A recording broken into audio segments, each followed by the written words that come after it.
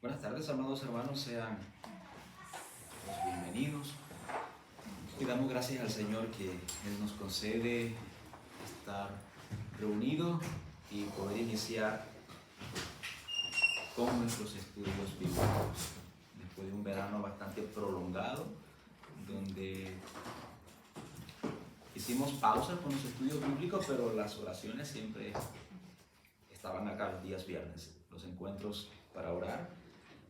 Pero como habíamos acordado, después de las vacaciones de verano íbamos a retomar nuestros estudios bíblicos, y la primera parte sería tiempo de oración y la segunda parte con nuestros estudios. Nosotros como comité de liderazgo habíamos tomado la decisión, que es parte también de nuestras libertades o de nuestra autoridad como pastores, tomar ciertas decisiones, y entre esas tiene que ver un poco con los estudios bíblicos. Y nosotros veíamos a bien iniciar a profundizar un poco más con la confesión de fe de 1689. Ustedes saben de que nosotros como Iglesia Bautista Reformada nos adjuntamos a esta confesión.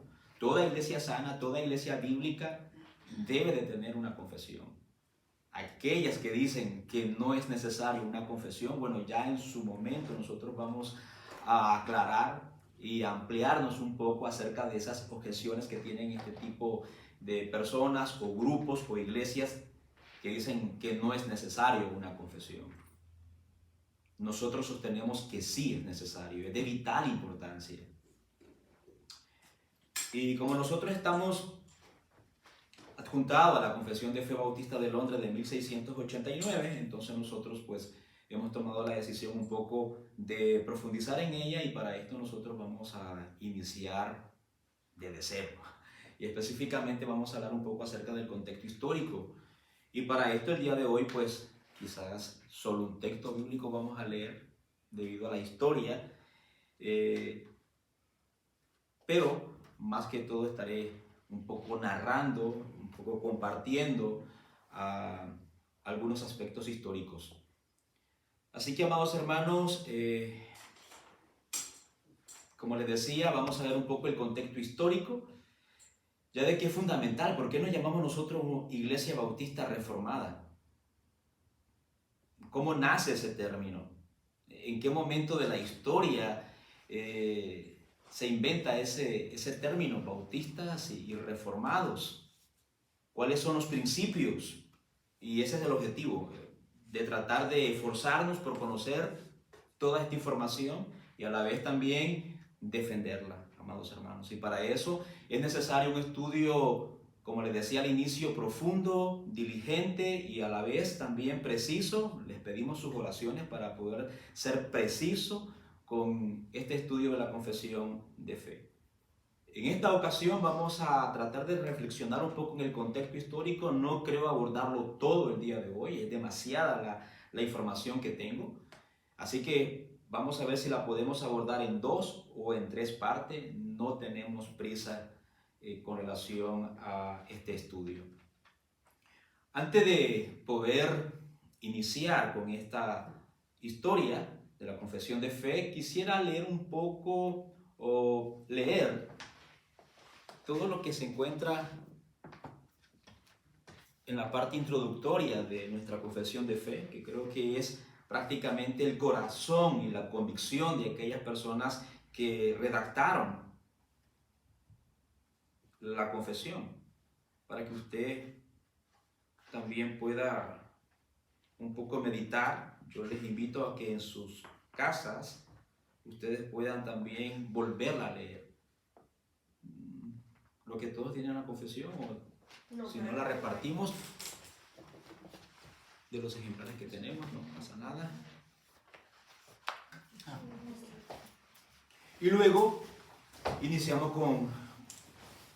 con la historia de la confesión de fe, el cual la mayor parte de la información que yo les traigo al día de hoy, la mayor parte, no toda, pero la mayor parte se ha extraído de este libro, que ustedes también lo van a tener, Confesando la Fe, de 1644 y de 1689.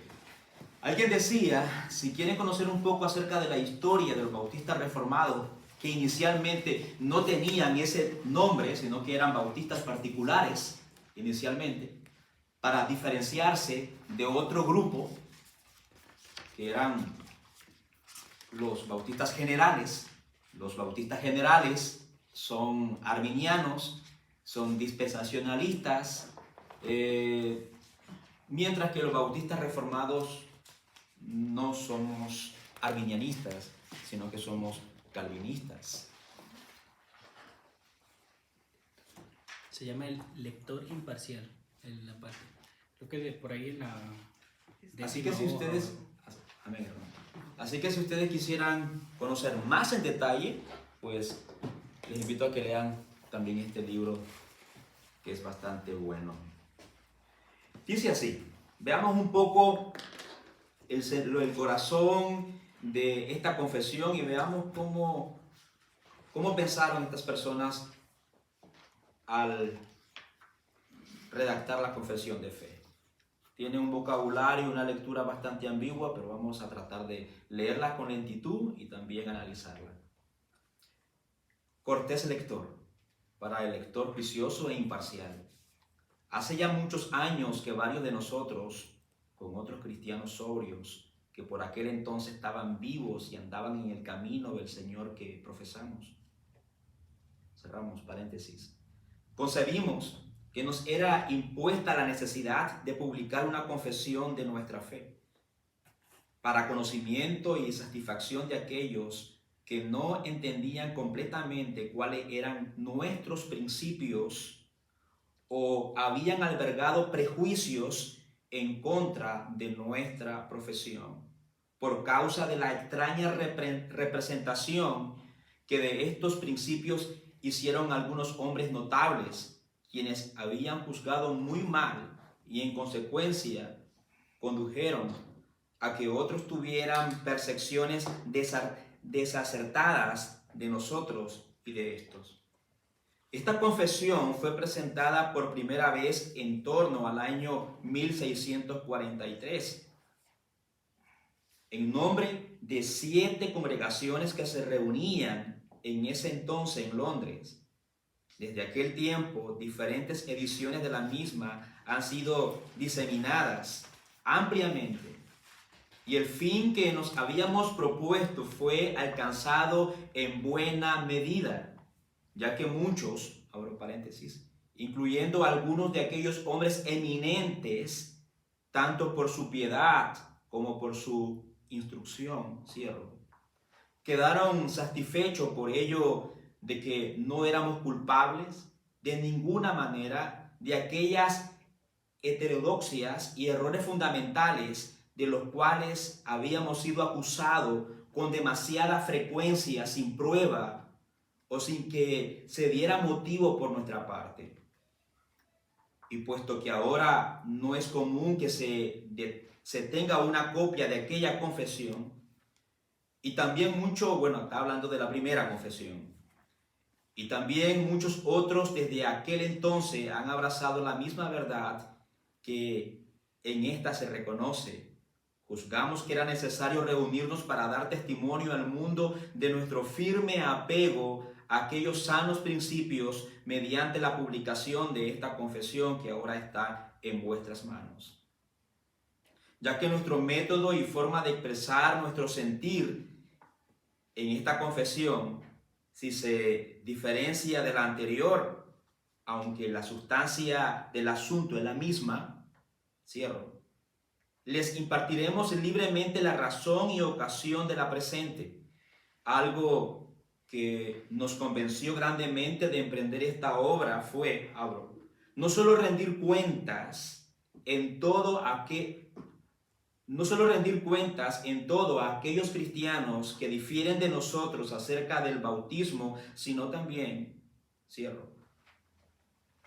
el provecho que de ellos podrían obtenerse para aquellos que no tengan ningún informe de nuestras labores, en su instrucción y establecimiento en las grandes verdades del Evangelio, en el entendimiento claro y fe estable, lo cual concierne más directamente a nuestro confortable caminar con Dios y fructificación delante de Él en todos nuestros caminos.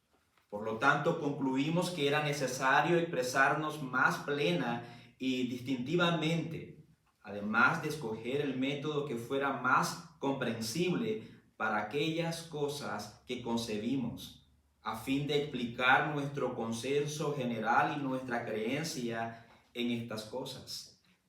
Y no hallando defecto alguno con respecto a esto en aquel método que fue elegido por la asamblea, y después de ellos elegido por los de la senda congregacionalista, decidimos con ánimo pronto que es mejor conservar el mismo orden de nuestra presente confesión.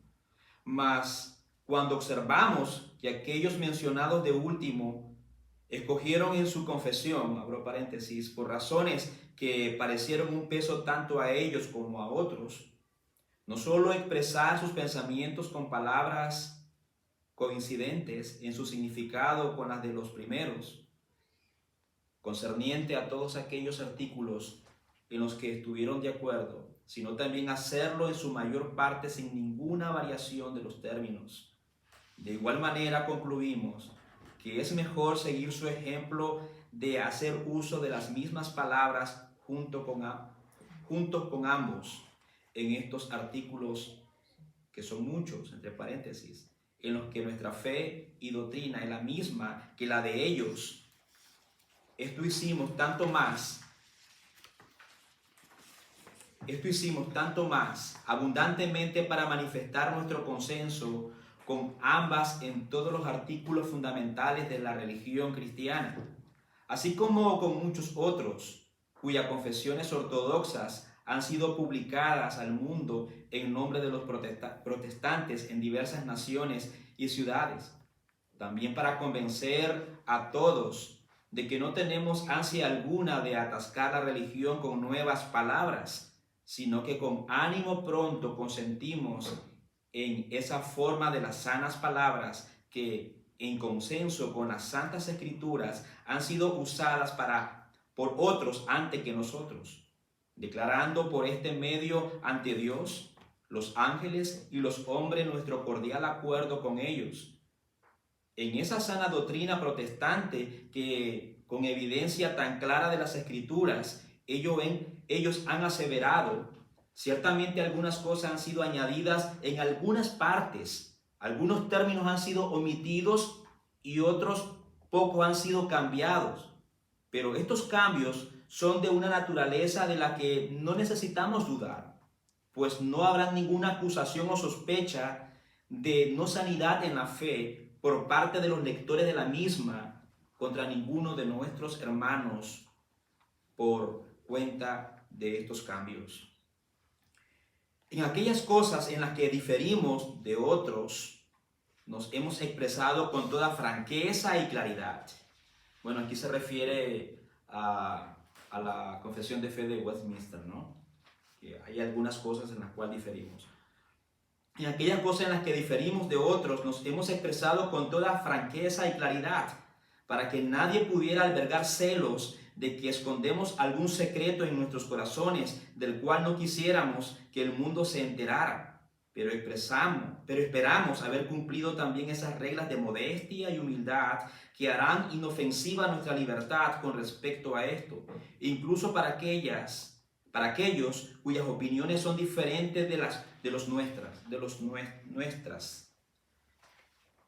También hemos tenido el cuidado de colocar textos de la Escritura en el margen para la confirmación de cada artículo de nuestra confesión, labor en la que nos hemos esforzado meticulosamente para seleccionar aquellos textos que sean más claros y pertinentes para probar lo que aseveramos. Nuestro deseo más ferviente es que todos aquellos a cuyas manos llegue esto sigan ese ejemplo de los nobles berianos, abro paréntesis, que nunca puede ser recomendado lo suficiente, cierro, quienes escudriñaban diariamente las Escrituras para ver si las cosas que les predicaban eran así o no. Hay algo más que profesamos sinceramente y deseamos fervientemente que se nos reconozca, a saber, que la contienda está lejísima de nuestros propósitos en todo lo que hemos hecho en este asunto. Y esperamos que la libertad de un franco despliegue de nuestros principios y la apertura de nuestros corazones a nuestros hermanos, junto con los fundamentos de las Escrituras en los que nuestra fe y práctica se apoya, no nos sea negada por ninguno de ellos ni se lo tomen a mal. Todo nuestro propósito se verá cumplido si podemos obtener la justicia de ser metidos por nuestros principios y nuestras prácticas. Y en el juicio, que otros hagan de ellos conforme a lo que hemos publicado ahora, lo cual el Señor, cuyos ojos son como llama de fuego, sabe que es la doctrina en la que con nuestros corazones debemos creer firmemente y a la que debemos conformar nuestras vidas esforzándonos sinceramente. Y que otras contiendas sean puestas a un lado. Que la única preocupación y contienda de todos aquellos sobre quienes el nombre de nuestro bendito Redentor es invocado sea en adelante caminar humildemente con su Dios y en el ejercicio de todo amor y mansedumbre hacia los demás. Perfeccionar la santidad en el temor del Señor, esforzándose cada uno por comportarse de una manera digna del Evangelio y también de un modo adecuado a su puesto y capacidad para promover vigorosamente en los demás la práctica de la religión verdadera y sin mácula delante de nuestro Dios y Padre.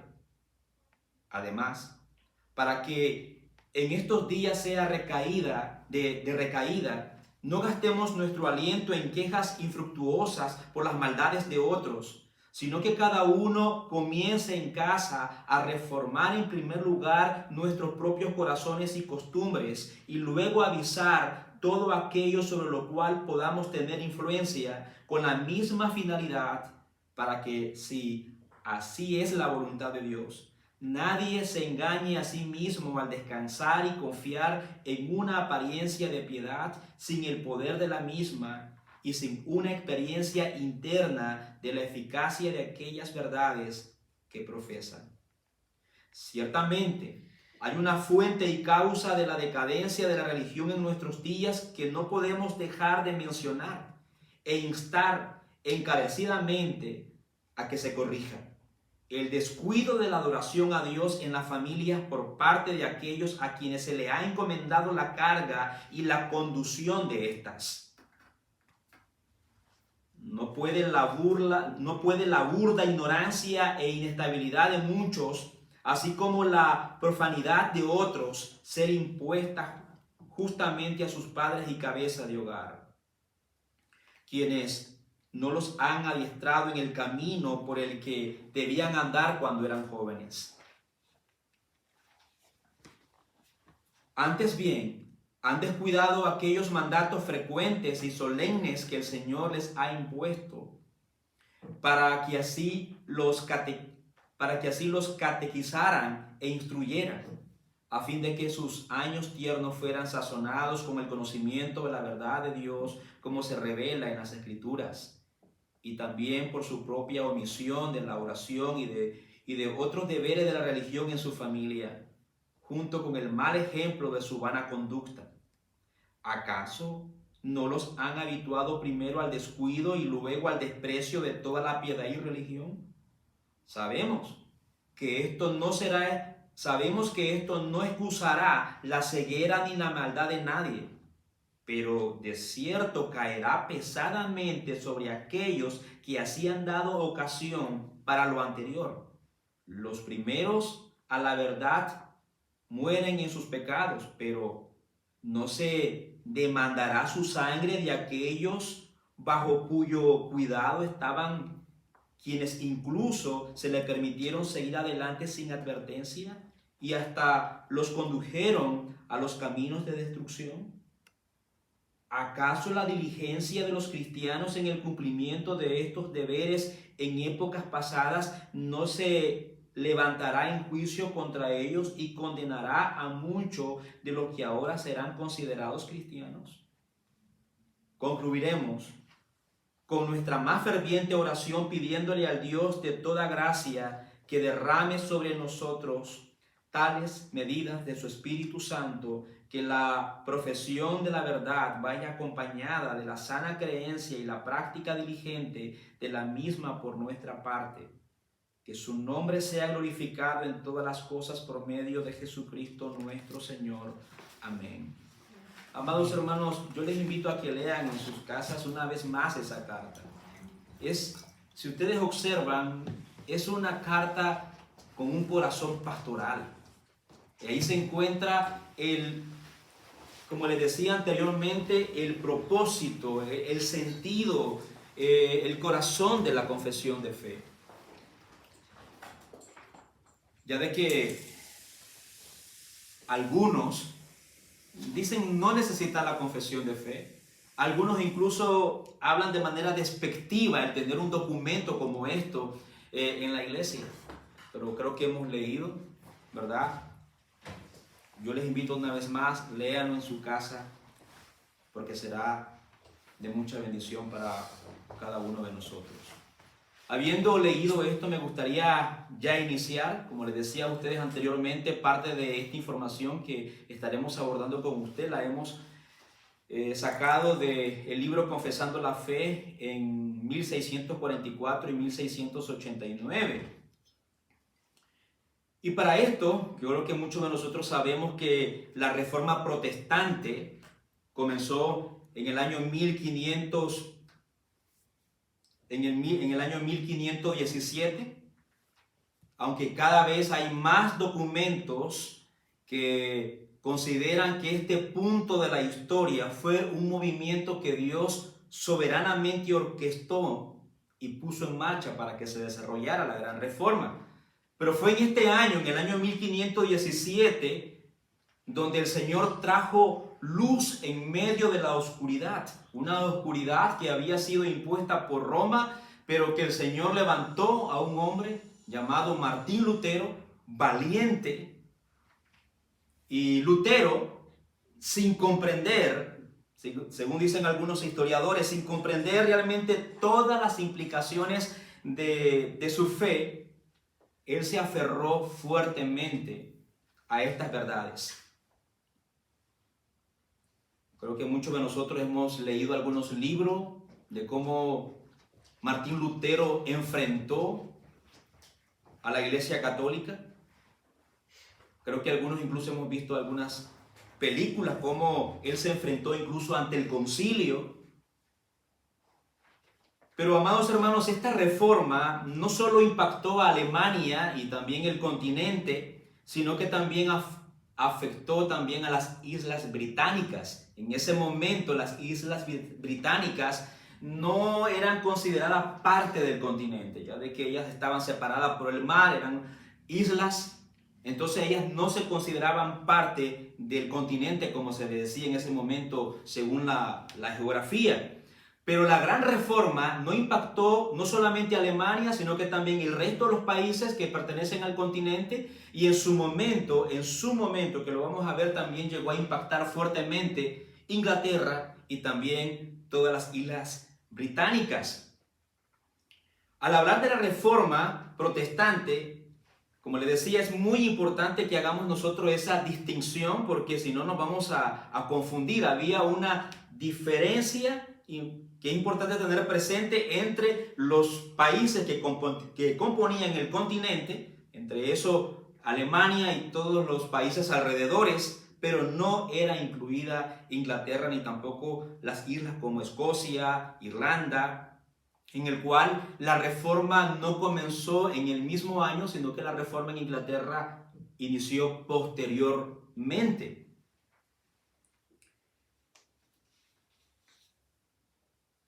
También me gustaría mencionar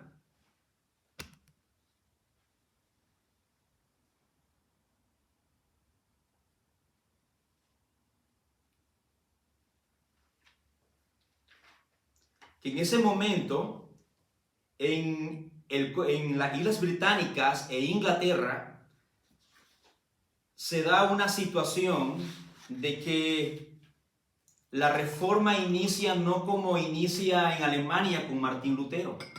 La reforma en Inglaterra no inicia por escudriñar profundamente las escrituras, sino que inicia más que todo por un aspecto más personal, más por un aspecto político, y se da específicamente con el rey Enrique VIII, ya de que el rey Enrique VIII tenía el deseo de divorciarse de su esposa Catalina de Aragón, nieta de los reyes católicos de España.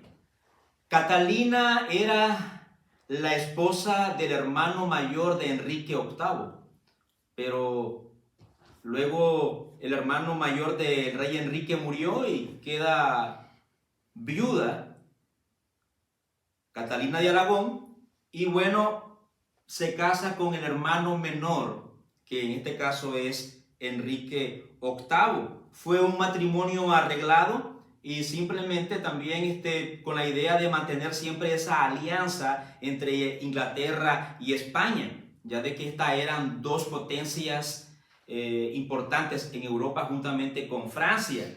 Pero el problema surge cuando Catalina de Aragón no puede darle un heredero al rey Enrique VIII. Ahí comienza el problema, porque era necesario en aquel entonces tener un heredero, sino que todos los hijos de Catalina se morían, no sobrevivían. En ese contexto histórico, amados hermanos, en esa época de reyes, eran tiempos, como algunos historiadores llaman, de la era premoderna. ¿Qué quiere decir eso? Donde Dios estaba en el centro de todas las cosas. Todavía Dios estaba en el centro de todas las cosas. Y si un rey no podía tener un hijo en aquel entonces, era interpretado como el juicio de Dios. En aquel entonces, Enrique VIII comenzó a creer que su matrimonio estaba maldito, porque él había visto la desnudez de la esposa de su hermano mayor. Así que él, por querer divorciarse, le pide a la Iglesia Católica de que lo divorcie. Buscó formas de disolver de 1000 maneras su matrimonio, y él se agarra de un versículo que él encontró en la Biblia donde habla sobre la prohibición de tomar a la esposa de su hermano. Yo creo que ustedes más o menos ubican ese versículo. Se encuentra específicamente en el libro de Levítico, donde por medio de ese versículo él presenta una prueba de que su matrimonio está inválido ante los ojos de Dios y que es maldito. Y eso se encuentra en el libro de Levítico, capítulo 18, versículo 16, donde dice: no descubrirás la desnudez de la mujer de tu hermano. Es la desnudez de tu hermano. Yo creo que en todo ese capítulo creo que es bastante conocido porque habla acerca de esos casos de incestos. El versículo 16 es el versículo donde el rey de Enrique VIII se toma para pedir su divorcio. Sin embargo, cuando él pide el divorcio ante el Papa y le dice que anule su matrimonio, la solicitud fue rechazada. Pero también es importante, amados hermanos, tener presente de que este rechazo no solamente se debió a aspectos bíblicos, sino que también habían otros aspectos políticos. En ese momento España era una nación sumamente poderosa. España estaba bajo la dirección de los reyes católicos. España estaba en plena expansión, descubriendo y colonizando el Nuevo Mundo. Y la relación entre España y el papado, es decir, con la Iglesia Católica, era de mucha importancia, era crucial. El Papa no podía permitirse en ese momento entrar en un choque, en enemistades con los reyes católicos de España. Al permitir ese divorcio entre Enrique VIII de Inglaterra y la nieta de los reyes católicos, los padre o el Papa católico no se quería meter en ese problema. Aprobar ese divorcio significa realmente romper las relaciones entre Roma, es decir, entre la Iglesia Católica y España. Y también iban a venir consecuencias desastrosas en cuanto al poder, en el aspecto social, pero sobre todo en el papado en Europa. Ante la negativa del Papa, entonces Enrique VIII toma una decisión drástica. Él no se queda tranquilo, él se quiere divorciar de Catalina. Él rompe relaciones con Roma, es decir, Enrique VIII, el rey de Inglaterra, rompe relaciones con la Iglesia Católica. Y este acto no solamente separa a Inglaterra de la autoridad papal, sino que también deja a Inglaterra sin una iglesia oficial. Rompe la relación con la Iglesia Católica, pero también las consecuencias que se da es que deja a Inglaterra sin una iglesia. No hay una iglesia oficial. Y para solucionar ese vacío, entonces Enrique VIII se proclama cabeza de la nueva iglesia en Inglaterra. Una iglesia que todavía mantenía muchas tradiciones, muchas prácticas católicas, solamente que ahora ya no estaba bajo la autoridad del Papa, sino que ahora estaba bajo la autoridad del monarca, del rey. Este acto, amados hermanos, inició lo que se conoce como la Reforma Inglesa. Si ustedes ven hasta el momento, es muy diferente cómo inicia la Reforma en Inglaterra en relación con la Reforma que surge con Martín Lutero en Alemania y luego en el resto de Europa. Aquí se da porque Enrique VIII desea el divorcio y es un aspecto más político que otra cosa. Pero también debemos nosotros tener presente que en todo esto el Señor estaba de por medio. El Señor tenía el control de esta situación. El impacto de esta decisión, realmente de Enrique VIII, de separarse de la Iglesia Católica y tener ahora como líder de la Iglesia en Inglaterra al mismo rey, entonces esto convirtió que la Iglesia y el Estado estuviesen unidos. Aunque más tarde, posteriormente, la Iglesia de Inglaterra tenía también un representante que era el arzobispo de Canterbury, ¿ya? Que el cual luego emergió o surgió como la autoridad principal de la Iglesia anglicana en Inglaterra. Esta estructura eclesiástica fue distinta de las iglesias reformadas en el continente europeo, específicamente en Alemania y en los países alrededor, porque estas iglesias en Inglaterra adoptaron más un sistema de gobierno más presbiteriano, donde la autoridad estaba más dispersa y menos centralizada. La Reforma inglesa, aunque comenzó de manera diferente a la del continente, tuvo algunos efectos significativos en la vida religiosa, política y también social en Inglaterra. A lo largo de los siglos, la Iglesia de Inglaterra se fue distanciando cada vez más de la Iglesia Católica Romana, adoptó muchas de las doctrinas y prácticas de la Reforma, sin embargo, todavía mantenía una identidad, todavía ciertas tradiciones de la Iglesia Católica. Mis amados hermanos, considerar la historia de la Reforma en Inglaterra es esencial. Es reconocer que fue un proceso profundamente marcado, como dicen algunos historiadores, por la providencia de Dios.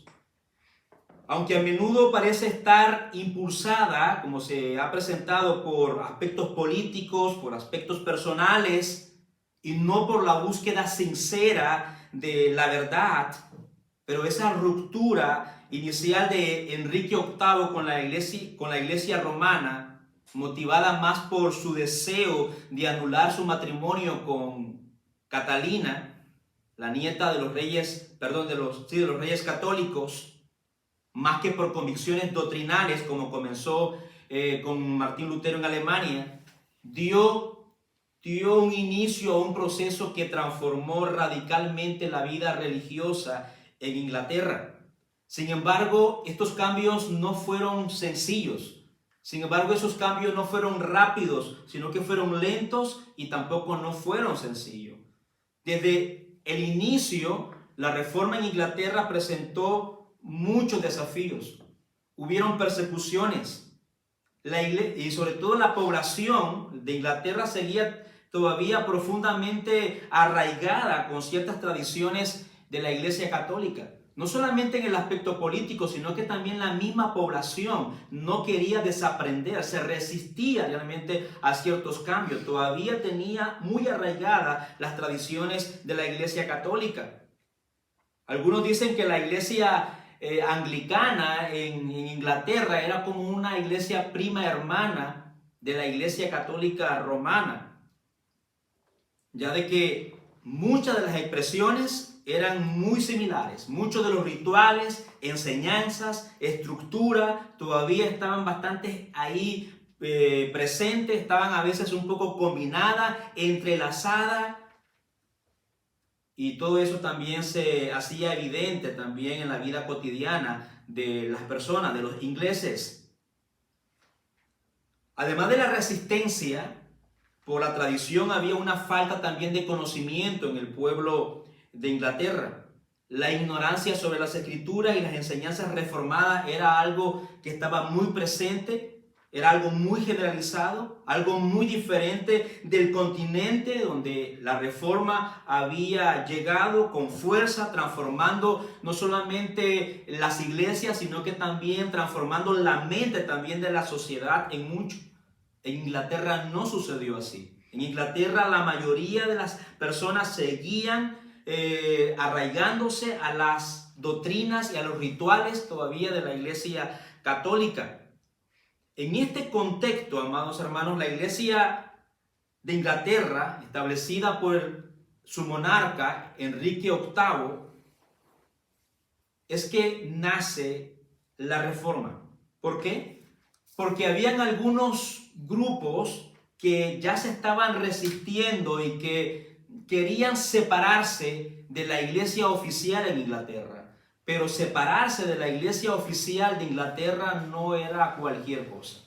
No era algo simple. No era algo que podían ellos todavía ejercer eso con libertad. No, había consecuencias. Se dice también de que algunos líderes que ya estaban tratando de separarse o semi-separarse de ese sistema fueron encarcelados, otros fueron asesinados. Leía en uno de los libros que traté de consultar de que uno de estos líderes ya se menciona como un pastor congregacionalista. Cuando estuvo en la cárcel, la iglesia, ese grupo que estaba reuniéndose en las casas, la iglesia mandaba carta a este pastor que estaba encarcelado porque no quería ajustarse a ese sistema de que la iglesia estuviese unida al Estado y todavía con muchas prácticas de la Iglesia Católica. No había una reforma completa. La iglesia le pedía por medio de carta de que el pastor, aún estando en la cárcel, creo que era el nombre Hércules Collins, creo yo que se llamaba, la iglesia le pedía de que por favor enviara una carta a la iglesia para que se escogiera a alguien y pudiera realizar las ordenanzas, sobre todo lo que es la Santa Cena. Era una iglesia que amaba a su pastor, le estimaba, pero la iglesia ya veía de que esto no iba a ser pronto, que su pastor saliera de la cárcel, ya de que él quería separarse del Estado, de la religión oficial de Inglaterra.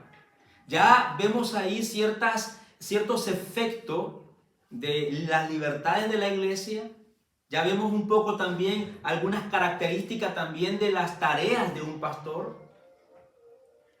Y le pedí a la iglesia de que por favor el pastor enviara una carta a la iglesia para que se escogiera a alguien dentro de la iglesia y pudiera dirigir las ordenanzas. Lo que yo quisiera, amados hermanos, era presentarles de que no era fácil, ¿ya? Tomar esa medida de separarse fácilmente de la iglesia de Inglaterra. Pero, sin embargo, a medida que el tiempo pasa, también los monarcas, otros monarcas van asumiendo el trono en Inglaterra, se comienzan a dar más aspectos de la reforma. Comienzan a darse a implementarse más aspectos significativos en la reforma de Inglaterra. Y uno de los más importantes de la reforma fue en el tiempo o en el periodo de la reina Isabel I. La Isabel I o Isabel I, la hija de Enrique VIII, fue en ese momento donde se dan más aspectos significativos en la reforma de Inglaterra, ya de que la reina Isabel era protestante y bajo su liderazgo entonces se introducen reformas profundas en la iglesia en Inglaterra. Pero a pesar de esos esfuerzos, el proceso de la reforma sigue siendo lento, lleno de tensiones, y llega un momento donde sí se dan cambios radicales en la reforma en la iglesia en Inglaterra, y se dan por las influencias de figuras como John Knox, y también ya habían muchos panfletos o información también de Martín Lutero que ya estaban corriendo y se estaban fácilmente distribuyendo en Inglaterra. Pero sobre todo este personaje, John Knox, había estudiado en Ginebra y había estudiado bajo la dirección de Juan Calvino.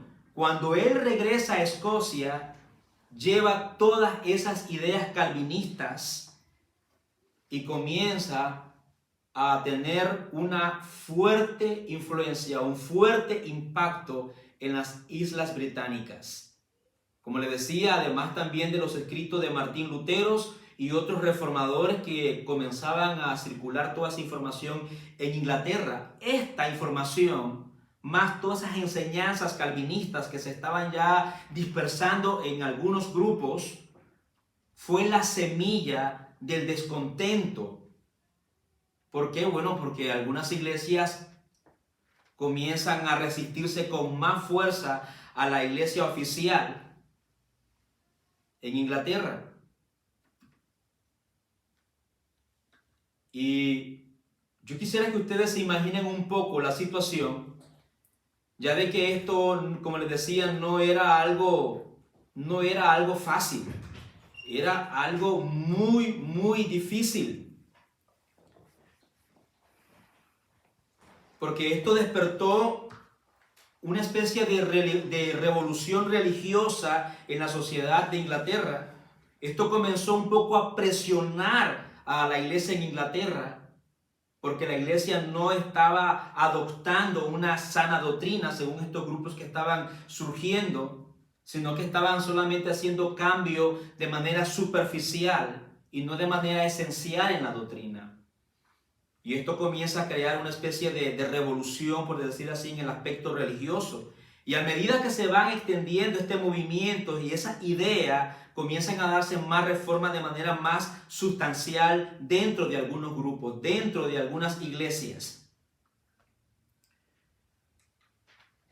Sin embargo, incluso dentro de estas iglesias semi-separatistas, todavía hay algunos aspectos que no cambian, y es su gobierno eclesiástico. Sigue existiendo un gobierno episcopal, donde los obispos tienen toda la autoridad dentro de la iglesia. Es decir, la autoridad está centrada Y esto es una herencia de la Iglesia Católica Romana. Este aspecto eclesiológico no se altera dentro de estos grupos.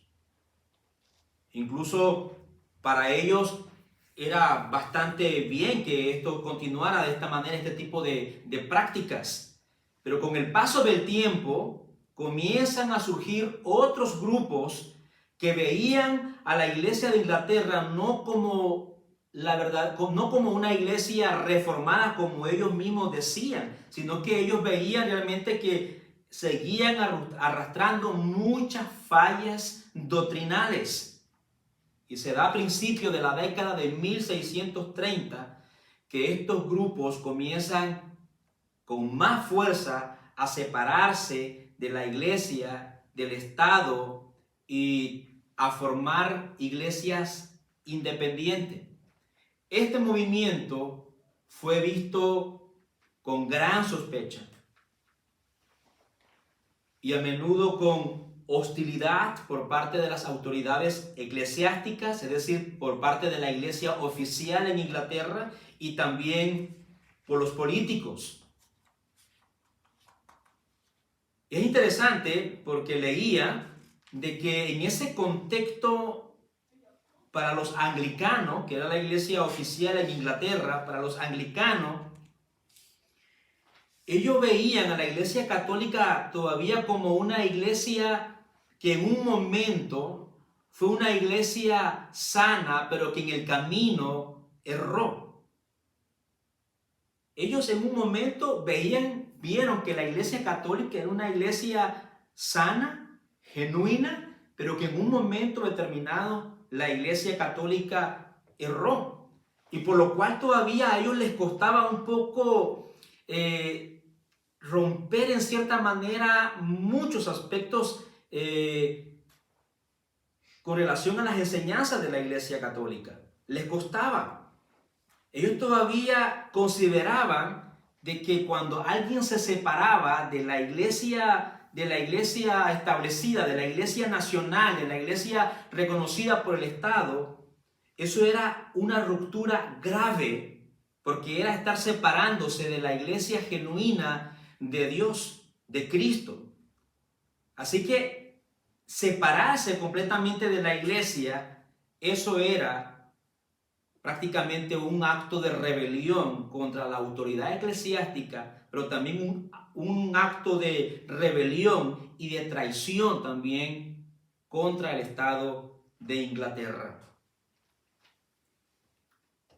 Como les decía, hay todavía algunos documentos de la iglesia anglicana donde considera todavía la iglesia católica como la verdadera iglesia que cayó en el error. Pero lo que me llama la atención es que la iglesia anglicana todavía en cierto momento veía a la iglesia católica como la iglesia verdadera, porque para ellos esa sucesión apostólica a través de los obispos era de mucha importancia y todavía lo mantienen.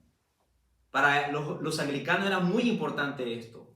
Así que la iglesia de Inglaterra, desde su perspectiva, es simplemente la manifestación de la iglesia universal. Ellos se consideraban en cierta manera parte de esa iglesia universal, solamente que ahora estaban separados por un contexto geográfico específico. Ellos siguen siendo una iglesia universal, solamente que ahora en un contexto muy puntual, muy geográfico, que era en Inglaterra. Todavía mantenía la estructura y el orden de la iglesia católica. Y para ellos, según era lo ideal mantener ese tipo de sistema. Amados hermanos, yo quisiera dejar acá un poco la historia. Yo siento que es bastante, no quisiera abordarlo todo, me gustaría que en la próxima ocasión hagamos un resumen de todo lo que hemos abordado hasta el momento.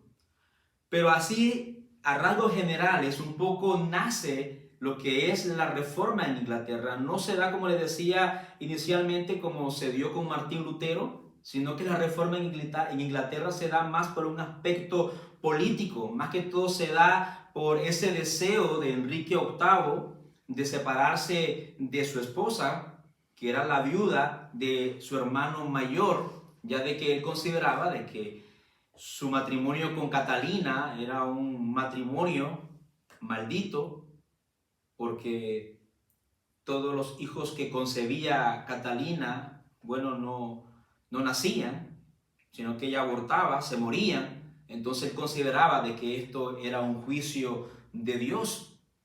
Va al Papa para divorciarse, pero el Papa no concede el divorcio, porque no se quiere meter en un conflicto con los reyes católicos de España, ya de que Catalina de Aragón era la nieta de los reyes católicos de España.